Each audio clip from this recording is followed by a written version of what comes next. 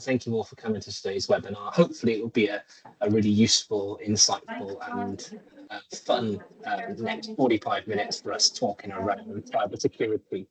I think today's webinar at a high level is around how we can protect your business's data and ultimately the trust that you have built as a business in terms of both reputation as a business entity yourself, but also as individuals that work for that business. And over today's webinar, we're going to do a couple of things. We're going to start off by looking around some high-level statistics around what cybersecurity means in the finance space and what that means in terms of how you as businesses, both big and small, should keep yourself safe, both in the public sector, third sector organisations, and ensuring really that this is a business issue and not just a technology problem. We'll look at the threat landscape, and as part of that, we'll go into some real life examples, looking at things like business email compromise and ransomware in action, showing what it would look like from the perspective of a victim, and really what you can then do in order to try and protect yourselves as businesses.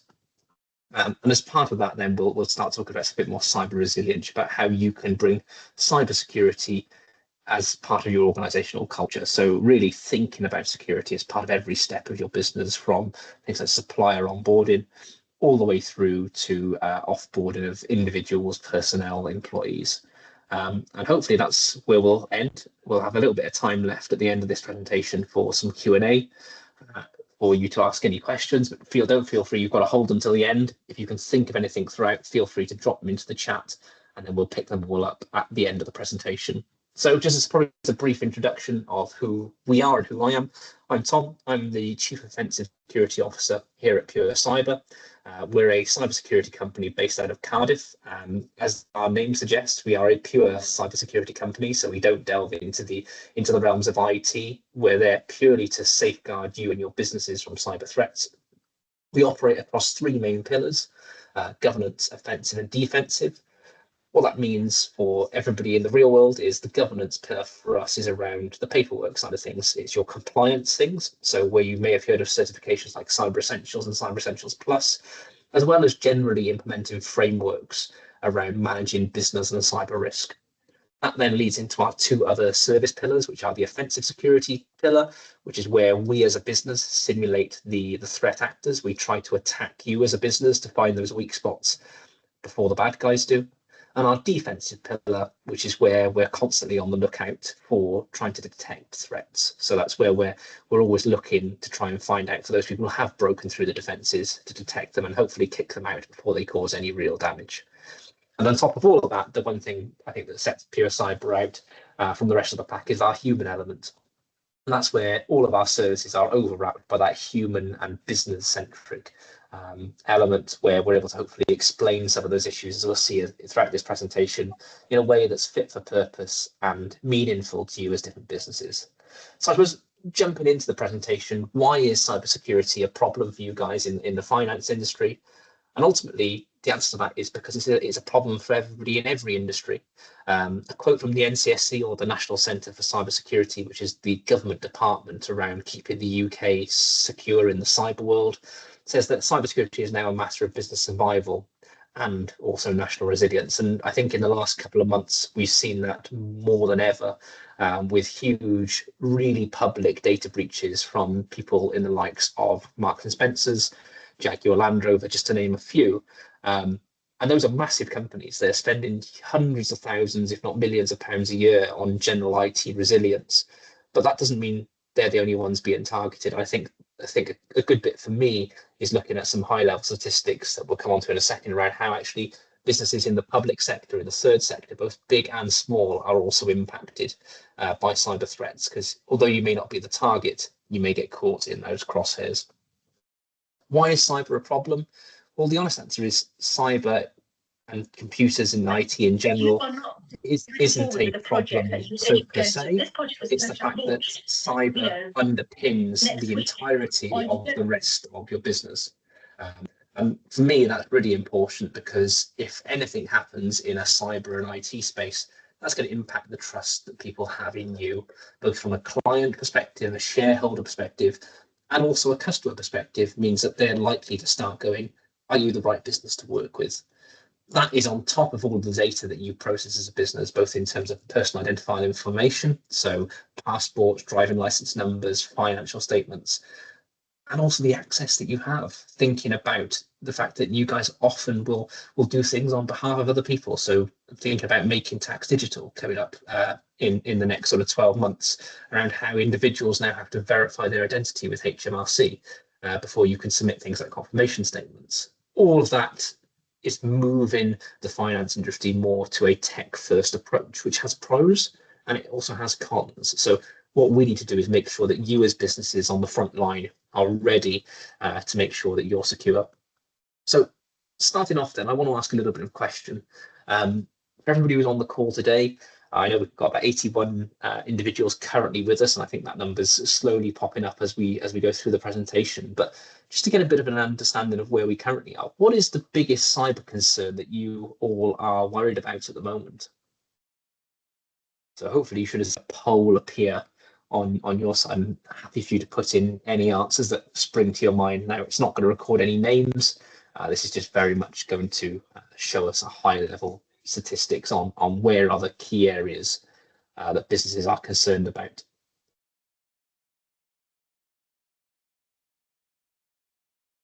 Awesome. So some good words in there straight away. I can see phishing attacks perfectly, identity theft, bank fraud, general data, which is brilliant. We've got some brand names in there about people talking about things like Microsoft. So I think that's a good starting point of showing both the systems that you use and ultimately the data that you collect as businesses. I think some statistics are a good place to also start. And here we're going to focus very much on the financial industry. So at the moment, according to some statistics, only 9% of accountancy firms have cyber essentials, which is the basic level of cyber hygiene that's recommended by the UK government. If we'd looked at this a couple of years ago, that number would have been probably less than 1%. Now, there's been some huge pushes from people like SJPP in order of making sure that their supply chain is secure. And I've got no doubt that following the breaches with things like Jaguar Land Rover and Marks and Spencer's, that cyber essentials is going to start to become one of those requirements in a supply chain requirement. So if you're working with other businesses, big and small, there's likely going to be a push now coming down from those suppliers that you work with in order to try and get that tick box to show that you as a business are abiding by those basic levels of cyber hygiene. So 9% is a relatively small number, but I would expect if we do this presentation in a year's time, that number to have grown exponentially once again. Some other interesting statistics there, 43% of accountancy firms do not provide any form of regular cybersecurity training for staff.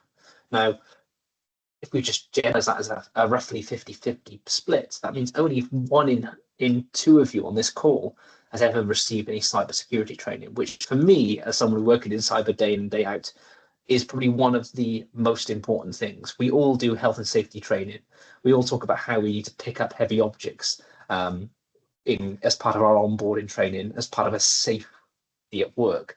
Cyber should form part of that for pretty much every business, because ultimately we're all going to be exposed to cyber risks, both in our work lives and our personal lives.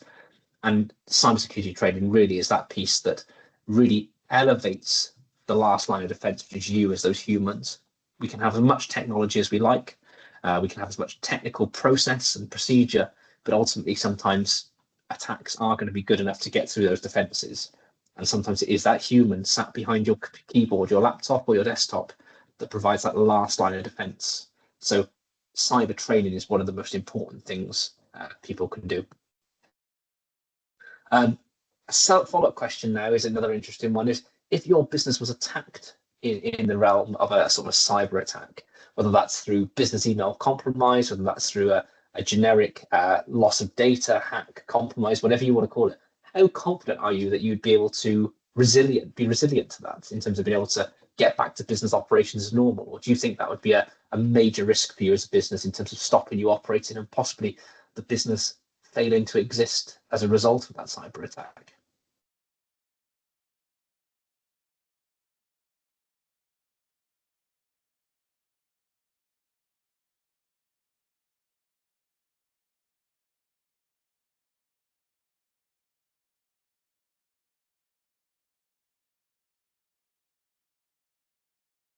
Perfect. Awesome. That's a really interesting statistics that have come in there as well. So 56% of the people on today's call have said they've got a moderate ability. And what a beautiful bell curve that we've created there in terms of the data that's come back in. That's fantastic to see. That, yeah, the majority of you are somewhat confident in yeah, I'm sure we'll be okay. I'm not going to ask another question, but actually as a follow-up to that, I'd say, has any of you ever put that to the test? Have any of you ever simulated an attack in terms of an outage, understanding what you would do as a business if the worst was to happen? The reason I ask that is, as we go through the next couple of slides, we're going to go through a business email compromise attack, which resulted from a phishing email. We're going to walk through the key stages here, and I'm going to talk in a little bit more detail around what was happening, what the attackers were trying to achieve. But I think the one thing I want you to think about was, if you were on the end of this attack, if you were the victim, how would you have spotted this? What would you have done to not become a victim? And if you had become a victim, what could you do then to effectively make sure your business recovered back to where it was before? So in today's attack, we're going to talk about business email compromise. This is a relatively high level attack, talking about how an attacker is able to use a phishing email to get your credentials, so that's your username, your password, and sometimes your multi-factor authentication token. They then use that to gain access to a system that you have access to. So in this example, we're going to talk about things like Microsoft 365, one of the most popular email platforms on the planet. That doesn't mean other systems aren't vulnerable to this. If you're using Google Mail or G Suite, that's also in the same way it's vulnerable. LinkedIn, Facebook, Twitter, accountancy packages like Xero and QuickBooks, you will see these attacks targeted to the people that we're looking to attack. So this is a Microsoft example, but you could reframe these in various different ways to make them fit for a particular business or target. So a phishing email arrives, and we'll look at this in real life. This email has landed in your inbox. These screenshots have actually come from a real life business email compromise attack that we've investigated. So you'll notice some of these are blurred out when it comes to names or business names. But in this case, you get a relatively generic email saying Joe Bloggs, in this case, has shared a file with you. Now, if you'd looked at all of the bits that you've probably been trained on in terms of spotting phishing emails, in terms of who is the sender, are there spelling or grammar mistakes, is there a time pressure, none of this email would flag for you as being malicious. And the reason why is this email is legitimate. It's actually come from Microsoft. In this case, the person's name that's blurred out was actually previously hacked or compromised a couple of days earlier. And the attackers had abused the access they had to this person's account in order to try and spread to her contacts. In this case, this is where this came into our environment. So in this case, there was a request for quotation that was shared.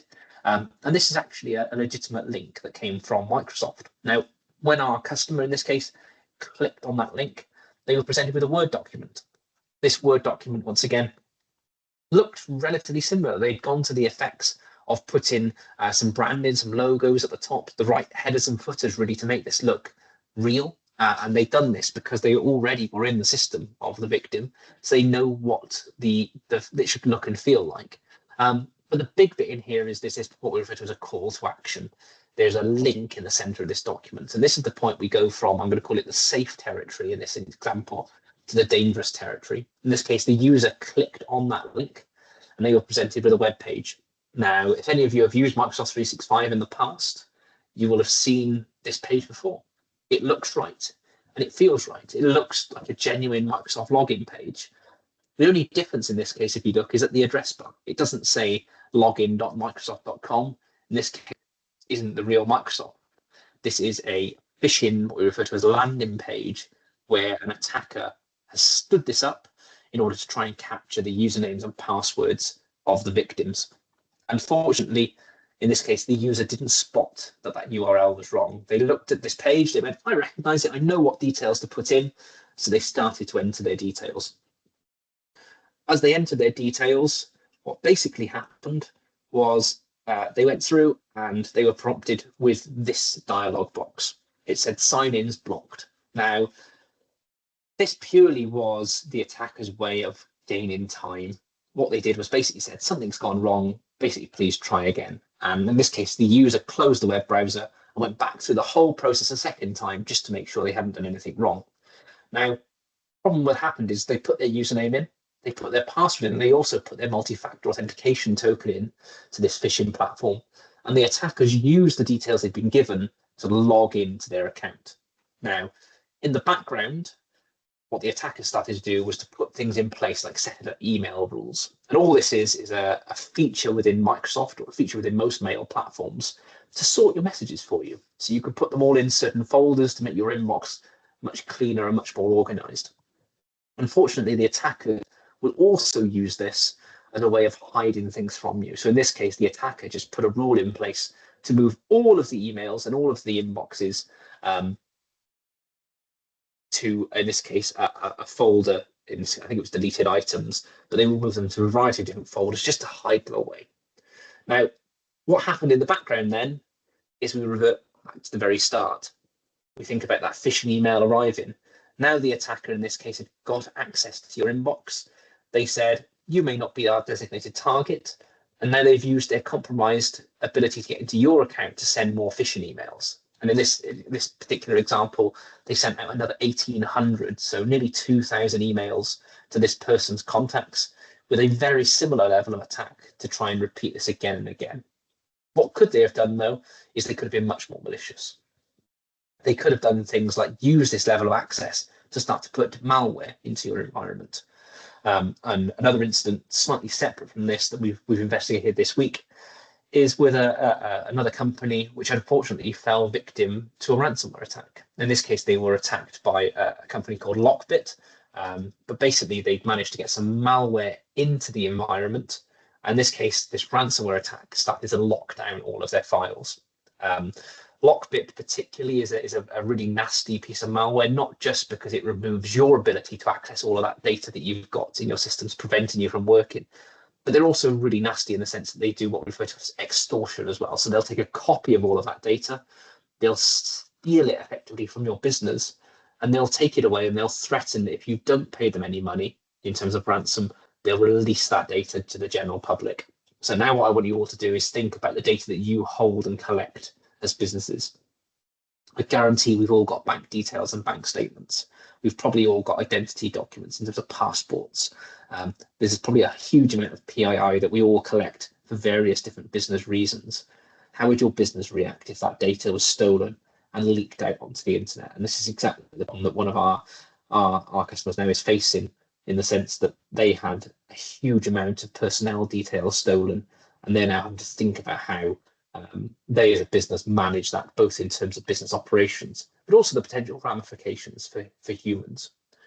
Now, the problem is Lockbit aren't just good enough to encrypt your data and to steal your data. They'd also start to put the pressure on you.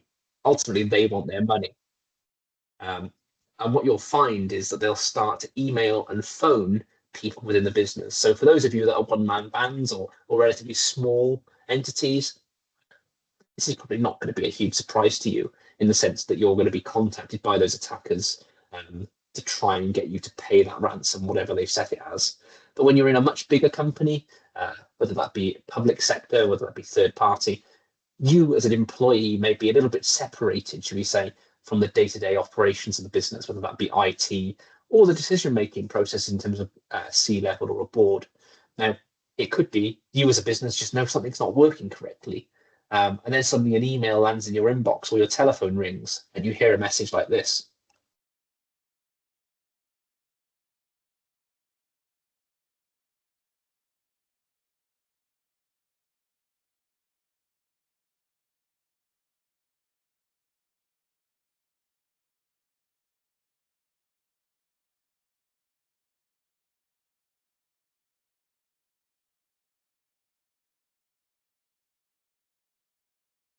And that sort of phone call that one of our customers this week received, in terms of just putting that pressure on from normally employees quite low down in the business, whether that be in the reception, or you couldn't hear that one.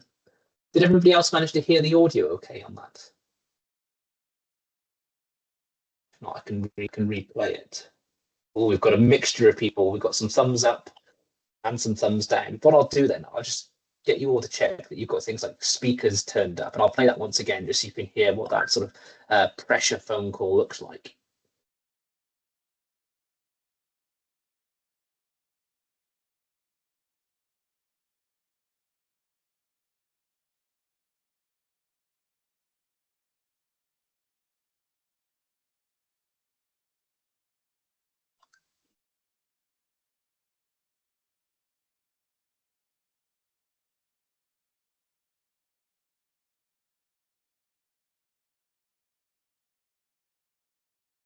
So hopefully you all heard that time in terms of that message.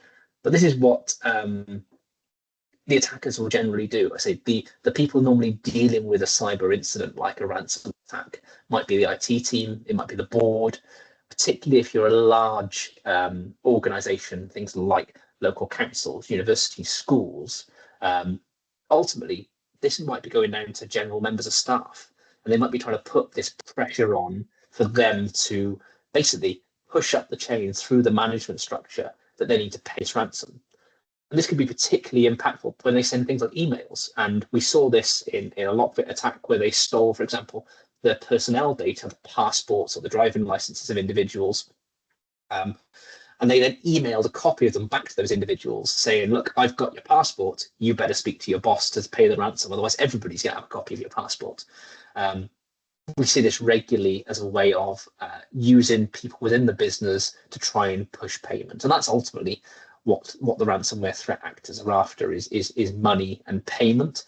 And they will really stop at nothing as a way of trying to get to that level, to get that money out of you. They'll even negotiate with you.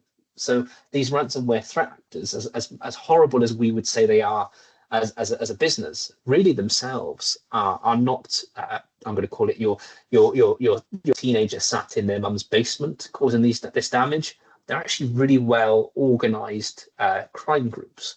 And you can actually go onto little chatbots with them and you can start talking to them around how they got access, what data have they stolen. They may give you bits of that back to prove that they've got your data.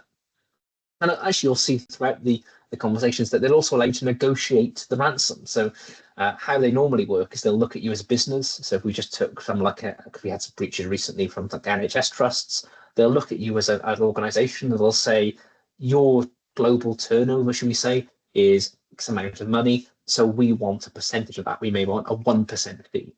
And they'll set that ransom at a level that is painful enough for you as a business to pay it, but also probably at a level that's achievable for you to pay it. There's no point going to a one-man accountancy band asking for £10 million because they know they're never going to get that money. So the threat actors are actually quite smart now in being able to work out what that ransom payment is to give them the best reward of getting it. Now, I have to admit, I don't want to recommend anybody ever pay a ransom, and that's probably where I would like to say you should never really give money to criminals. But when they start setting the value at a realistic level, it does become quite a difficult one for businesses. And we look back at things like Marks and Spencer's, although there's no official public attribution to this, it's theorized that Marks and Spencer's actually paid a ransom of around somewhere in the region of about, I think, £130 million to the ransomware group, because to them, getting certain features back up and running, retrieving access to data was more valuable to them than that money. The impact was going to cost them more than the ransom.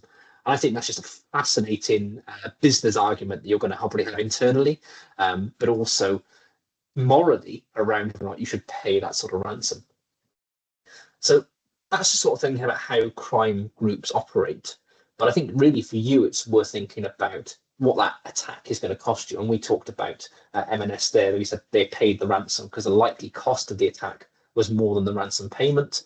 Some statistics now, the average cost in the UK for a public sector organisation costs in excess of about 1.2 billion. And that data came from IBM as part of their cost of a data breach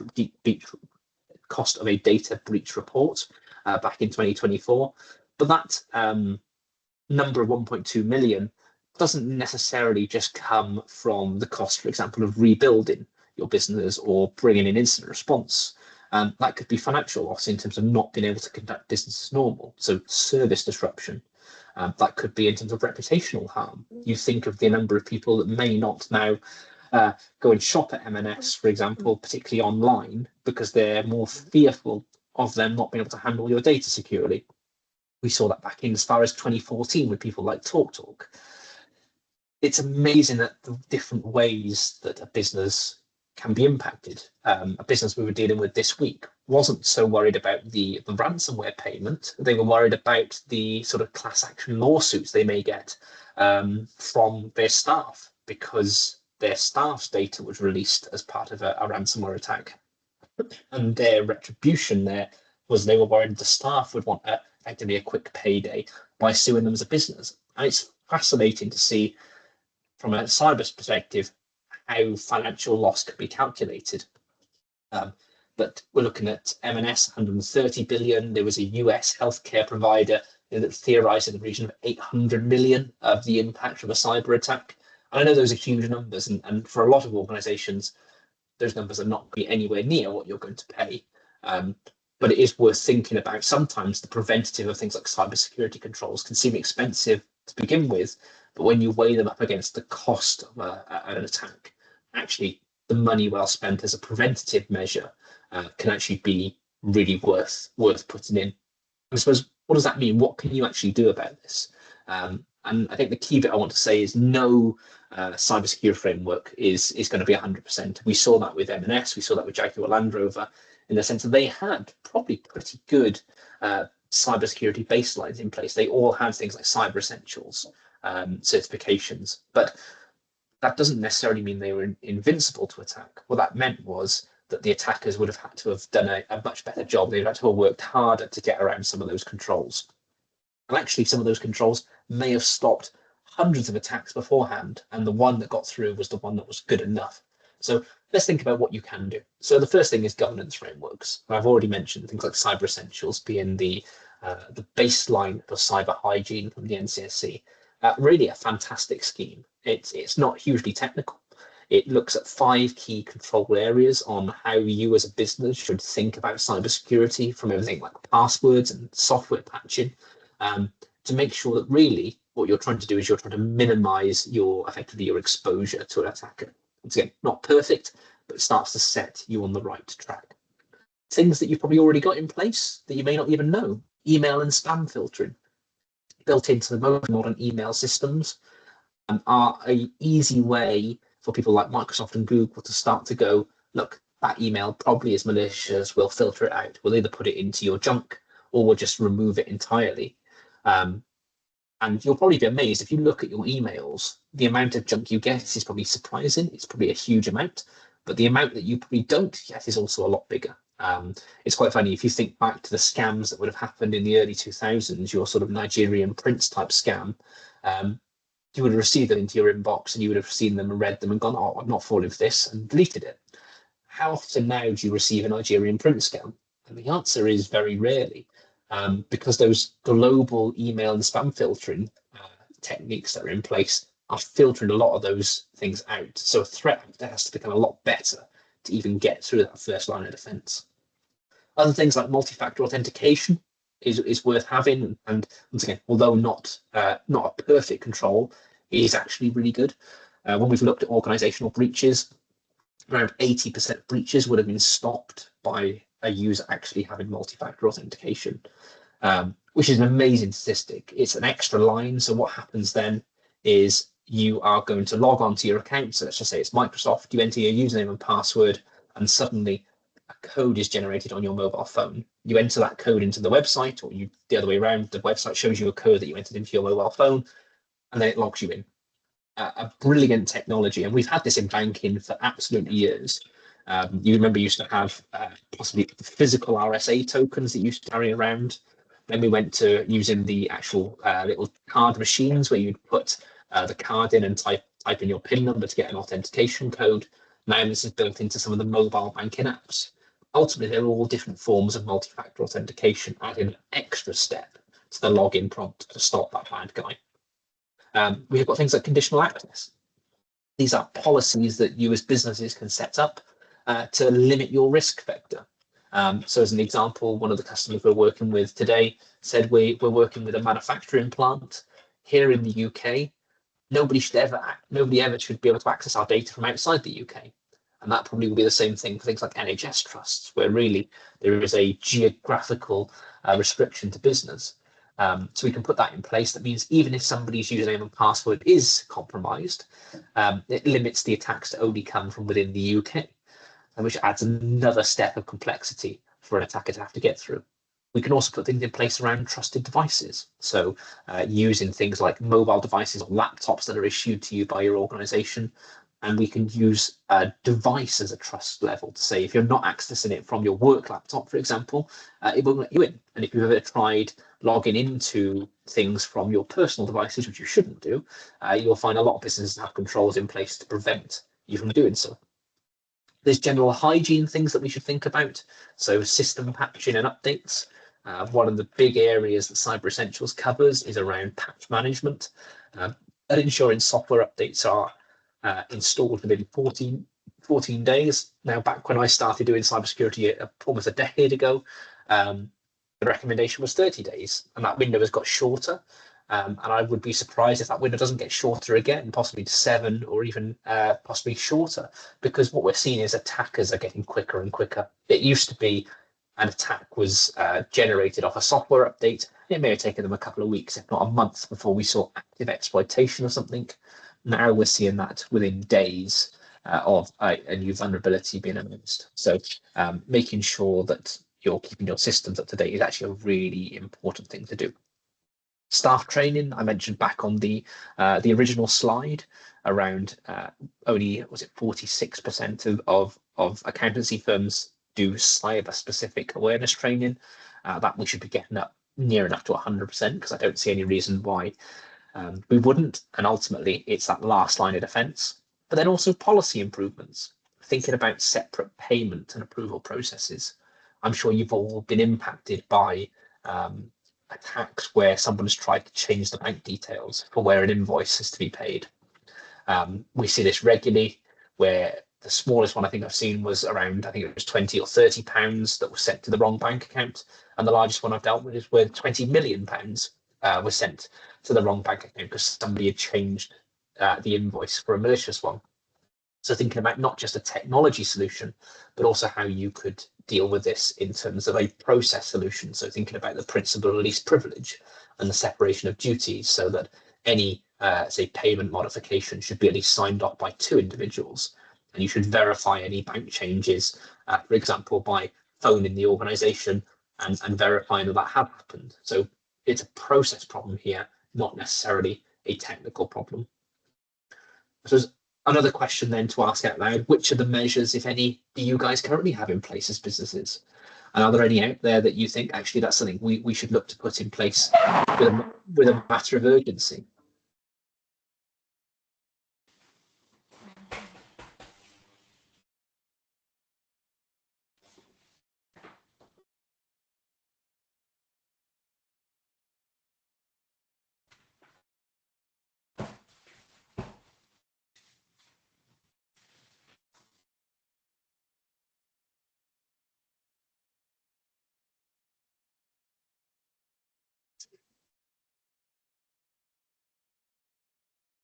The interesting statistics. Now, I know obviously the group of you that are on today's call is obviously a small subset of the public sector and the public and third sector industries.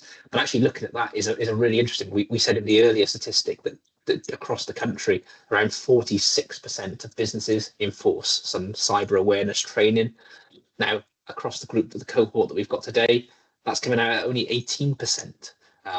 So that's showing that actually there's probably a really big gap there for people to improve on.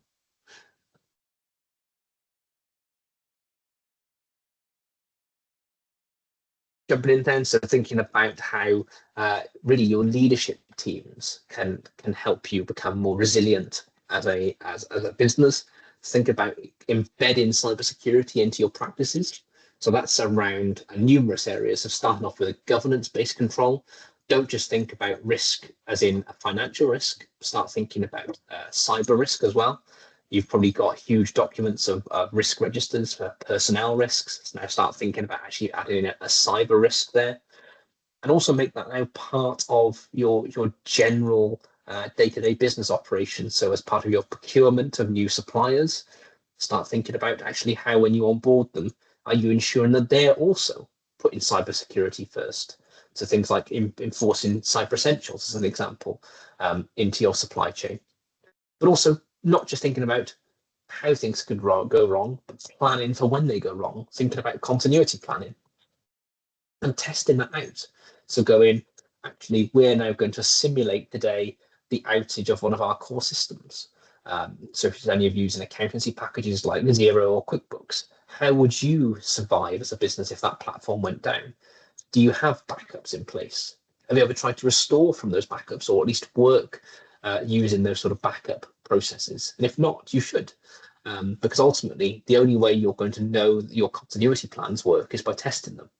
So make cybersecurity part of your genuine operational day-to-day business operations, because that's the only way you'll be able to start protecting yourself. Also start to create a good culture from the top down and from the bottom up. Make people happy in your business to report cybersecurity issues. That should be the top down rewarding people for doing the right thing, and people at the bottom being congratulated, even if they are wrong, trying. One of my biggest pet hates in businesses is where they say, oh, please report us any phishing emails you see, and then not responding to them when they report them. So it's just like throwing things into a black hole, and nothing's coming back out. And eventually your staff just become desensitized from being able to actually engage with you. So you've got to make sure this is going both ways. The best example I saw of this was actually a physical security threat. There was a CEO of a business who was walking around their office without an ID badge. And one of the members of staff, a new member of staff, in fact, he'd only been in the business for a week, challenged this individual to say, well, where's your ID badge? Where are you? What are you doing here? And actually physically took the CEO of the business to the reception desk, where he had to identify himself and pick up a guest badge because he'd left his at home that day.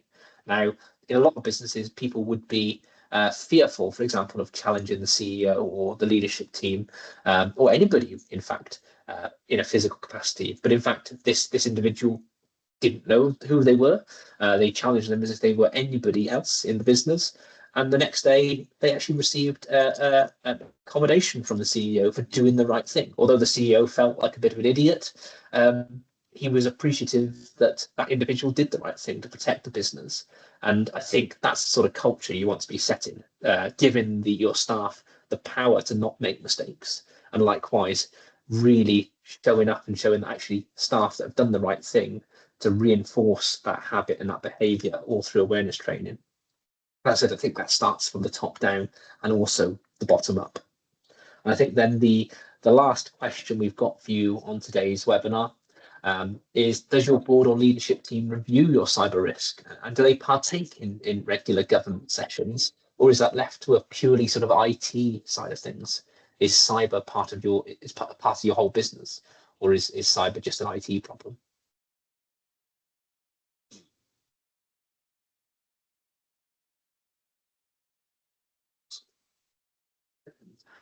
That's really interesting. 43% of response there say that yes, the board and the leadership team have got to get involved, and that's absolutely fantastic.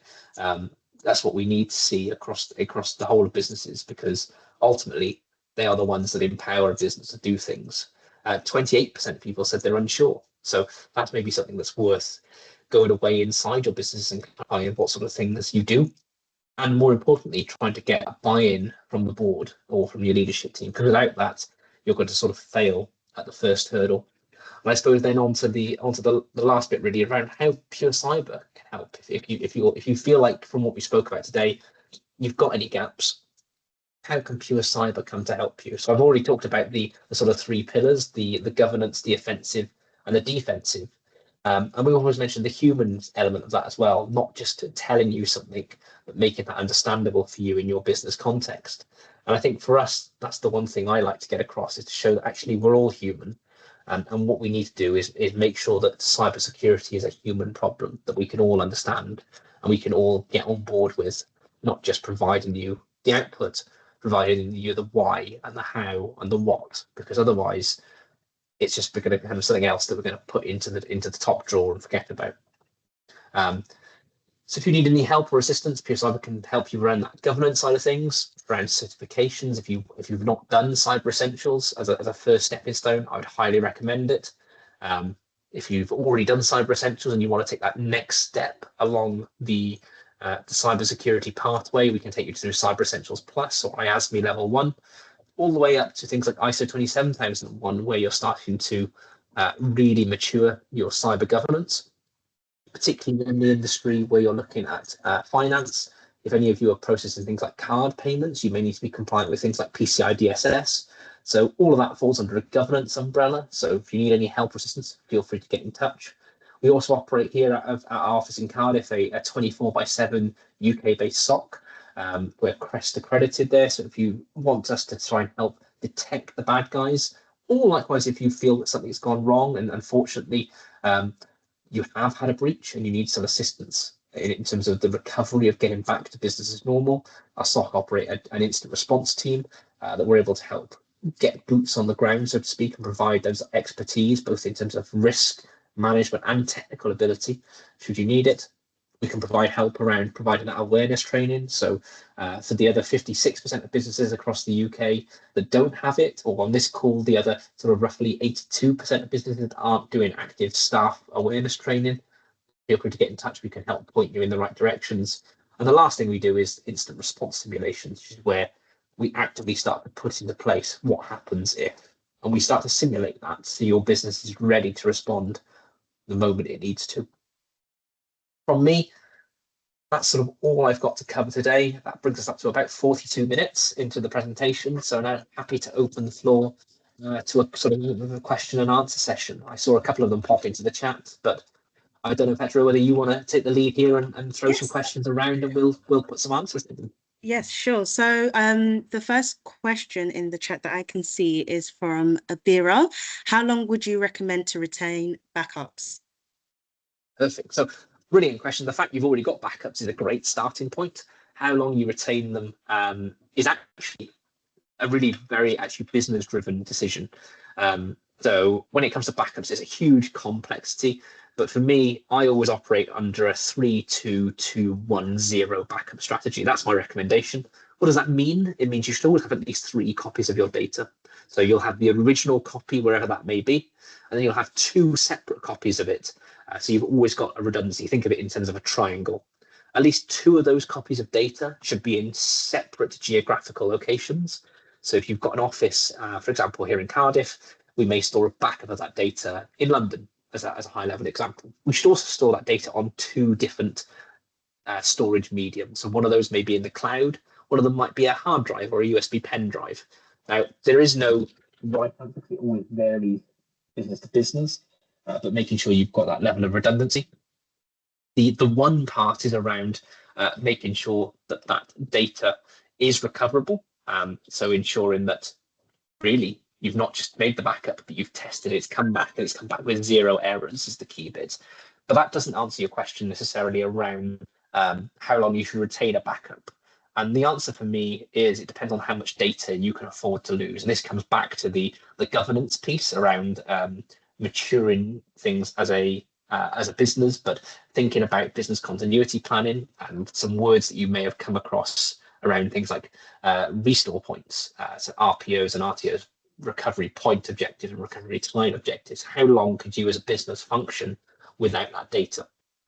So for certain things, I would say you probably want to keep at least a week's worth of backups. Other things, I'm going to say you want to keep at least a year's worth of backups.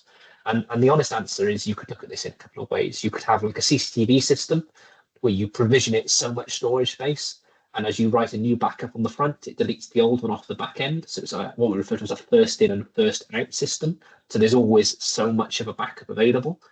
Or you could have a more structured backup strategy where, for example, you'll keep a daily backup for a week, and then you'll keep the weekly backup for a month, and you'll keep a monthly backup for the year.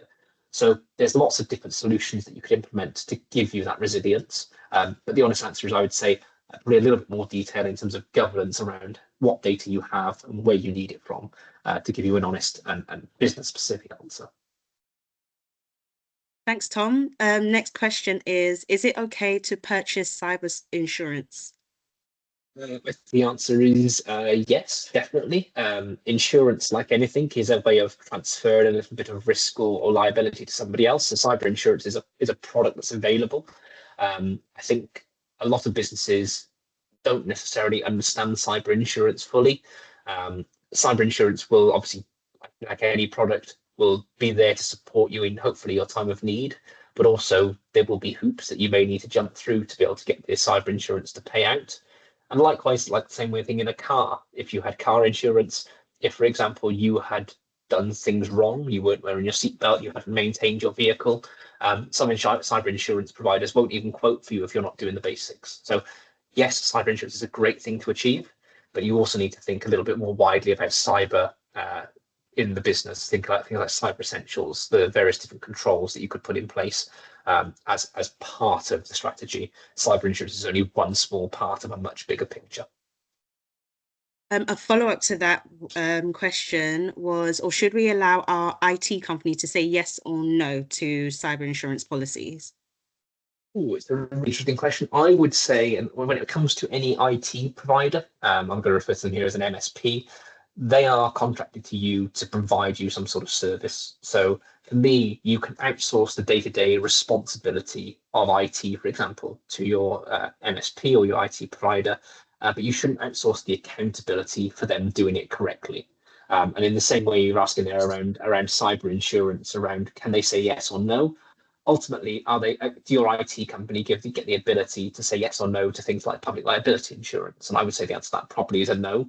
So you as a business should retain that accountability, but you may need input in terms of the things that you do for cybersecurity from the IT provider in order to take out that policy. Great. The next question is, if your data is in the cloud and use data cloud backup or similar, how could your data be locked out from you accessing it? The hacker would need to compromise both your system and data. Yeah, so I think the cloud is always a really interesting thing when it comes to backups, because if you took something like Microsoft 365 as an example, they give you version control. So if a file is updated, deleted, modified within Microsoft 365, there is an element of data retention within Microsoft. You're right, you've got services like Data, which allow you to back up that data to a separate cloud platform. So in itself, let's say there you've got 2 copies of your data. The problem with this is both of those copies are online. So whilst it gives you pretty good resilience to what I'm referring to as a confidentiality attack, an integrity attack, it doesn't help you in terms of availability. Let's just take last week, we had a massive Microsoft Azure outage, and the week before that, we had a really big AWS and Amazon Web Services outage. It may be that both Data and Microsoft, for example, are impacted by that outage unless you can't access your data. Or let's just say, for example, your whole internet, whether it's provided to you by BT, Sky, etc., your ISP goes down and you can't access things on the internet. So it's great that it's retained in multiple places, but it's also, you've got to think about the accessibility. So yes, do you need to think about it in terms of having a local backup? I would say the answer is yes, not necessarily because the cloud backups aren't any good, but because what happens if you can't access the cloud? Fabulous. Next question. Have you experience of SizeCloud as a backup for Zero, etc.? I'm not suggesting you give an endorsement, but whether you have had experience of needing to recover data using this system or something similar.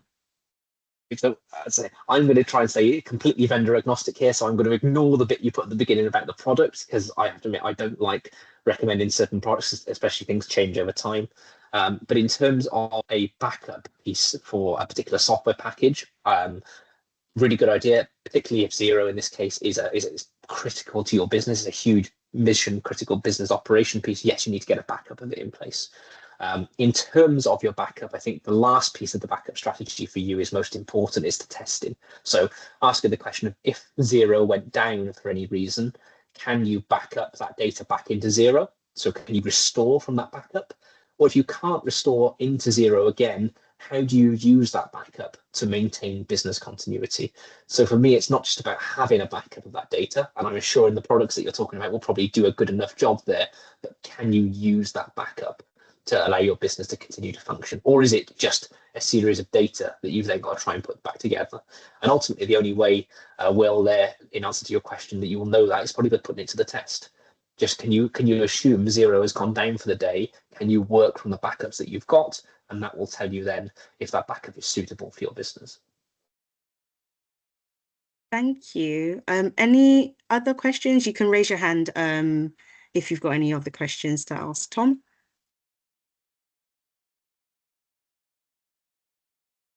No, so I'll pass back over to you, Tom. Perfect. No, apart from that, I just wanted to say, obviously, thank you for anybody for joining today's webinar. Obviously, thank you for watching. If you need anything from us, feel free to get in contact. Our website and our contact details are on the screen now. Obviously, the webinar will be recorded, so you'll be able to get that link sent out to you from Petra, and we'll get the recording out for you to share. And obviously, if you've got any questions that you want to reach out to us about, you know where we are. And thankfully, my boss has been really kind, and what we've done here is we've got a bit of a discount code for you as well. So if it's anything you're interested in, feel free to get in touch. And trust me, the QR code on the screen here is safe for you to scan. But I wouldn't be ashamed if you were nervous about it. So worst case, get to our website and reach out to us via our contact form, or the QR code will take you to a specific page for today. But no, thank you all for joining. Really appreciate you taking the time out of your day. And any questions, feel free to get in touch.